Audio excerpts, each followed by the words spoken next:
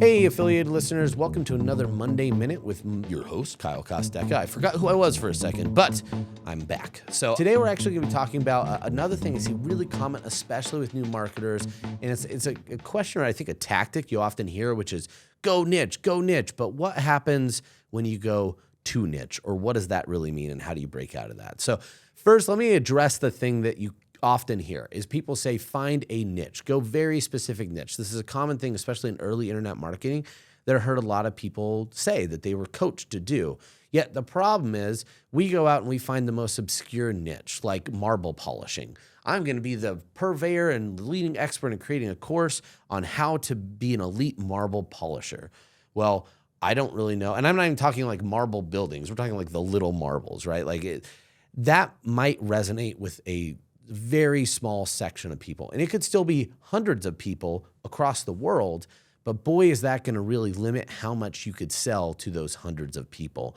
Really, even if you speak the perfect language, even your conversion rates are amazing, there's just not enough people. And so oftentimes businesses will get really excited because they're seeing the sales, and all of a sudden things just stop or they slow down and they start looking around and going, where can I get more traffic?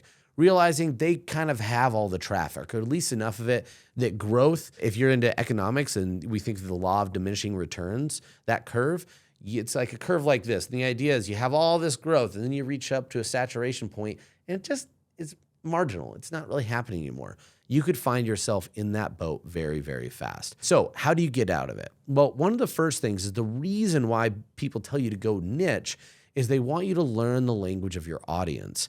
And what we end up doing is we end up trying to find solution-aware consumers, and we create solution-based marketing. The problem with that is we don't tend to really get to the heart of the issue. We have a high expectation. I'll give you an example. I want to sell a protein powder, and I am selling something that's really, really advanced. It's speaking to very specific things about people that buy and consume protein. So I'm really targeting at this point maybe high-performance bodybuilders that are looking for this very specific type of protein. The challenge with that is I might convert really well to them, but it's such a small segment of people. I need them to know all this information before they ever get to my product page for it to make sense, because I'm too niche. I'm too specific. You see this oftentimes in e-com products where you have an e-com product that's meeting people at a decision point, but they've done all the work to find the solution. Now I'm just picking amongst what solution fits best for me, right? What the flip that needs to be is how do we go to all these problem-aware people, right? Because the consumer I'm talking to now did not start there. At some point, they were just skinny, or maybe they were overweight, and they thought, I need to get fit, but it seems hard. I need something to get me there faster. And then they did all this research and work and blah, blah, and they got to the point you're talking to them now. What if I could talk to that person all the way back then? Back before, all they knew is that I am insecure and I don't like my body and I'd like that to change. That was all that they had. They knew the problem. The solution was absent to them, but they're problem aware.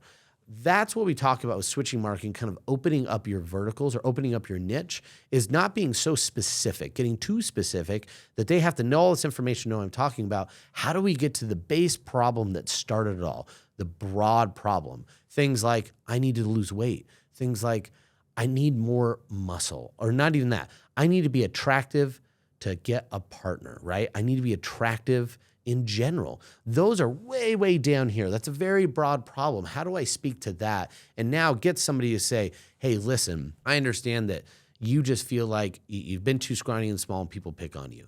Well, fear not. The reason being is because you just haven't been putting the right things in your body to make the workouts actually get the effects.